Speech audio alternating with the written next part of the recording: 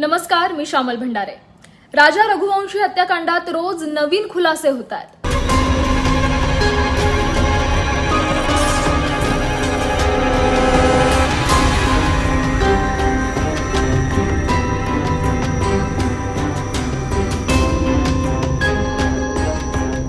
सोनमने राजाला एकूण 5 वेळा मारण्याचा प्रयत्न केला होता।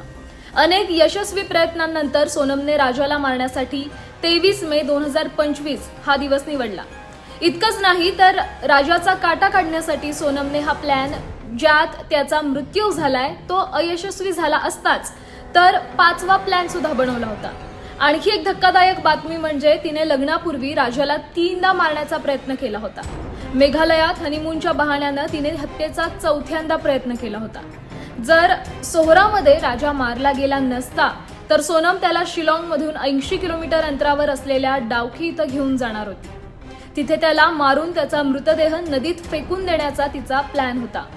एसआयटीने सोनमसह अन्य आरोपींची चौकशी केल्यानंतर त्यांचा हा प्लॅन उघड झालाय।